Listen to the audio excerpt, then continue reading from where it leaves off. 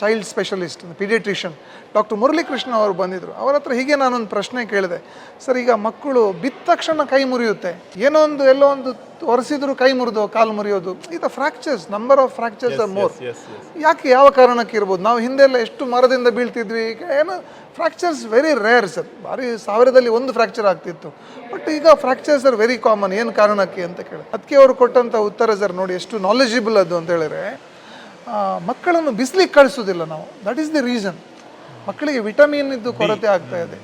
ಮಕ್ಕಳಿಗೆ ಬಿಸಿಲಿಗೆ ಹೋಗುವ ಪ್ರಶ್ನೆ ಇಲ್ಲ. ಶಾಲೆಯಿಂದ ಮನೆ, ಮನೆಯಿಂದ ಶಾಲೆ, ಶಾಲೆ ಹೋಗೋದು ಬಸ್ಸಲ್ಲಿ ಹೋಗೋದು, ಬಸ್ಸಲ್ಲಿ ಬರೋದು. ಶಾಲೆಯಲ್ಲಿ ಕೂಡ ಆಟ ಇಲ್ಲ, ಮನೆಗೆ ಬಂದ ನಂತರ ಆಟ ಇಲ್ಲ, ಮೊಬೈಲಲ್ಲೇ ಆಟಗಳು. ಈ ಕಾರಣಕ್ಕೋಸ್ಕರ ಆಗ್ತಾ ಇದೆ. ಹಾಗಾಗಿ ನೀವು ಆದಷ್ಟು ಮಕ್ಕಳಿಗೆ ಕನಿಷ್ಠ ದಿನ 1 ಗಂಟೆ ಆದರೂ ಮಕ್ಕಳು ಬಿಸಿಲಲ್ಲಿ ಇರಬೇಕು ಅನ್ನುವಂಥ ಮಾತನ್ನು ಹೇಳಿ ಮಕ್ಕಳನ್ನು ಸ್ವಲ್ಪ ಸ್ವತಂತ್ರವಾಗಿ ಬಿಡಬೇಕು ಸರ್. ಮಕ್ಕಳು ಇಲ್ಲಿಂದ ಮನೆಗೆ ಹೋದ ನಂತರ ಸ್ವಲ್ಪ ಆಟ ಆಡಲಿಕ್ಕೆ ಅವರ ಅವಕಾಶ ಕೊಡಬೇಕು. ಅಥವಾ ಬೆಳಿಗ್ಗೆ ಬಸ್ ಹತ್ತಲಿಕ್ಕೆ ಒಂದು ಅಟ್ಲೀಸ್ಟ್ ಒಂದು 100 ಮೀಟರ್ಸ್ 200 ಮೀಟರ್ಸ್ ಮಕ್ಕಳು ನಡ್ಕೊಂಡು ಬರಬೇಕು.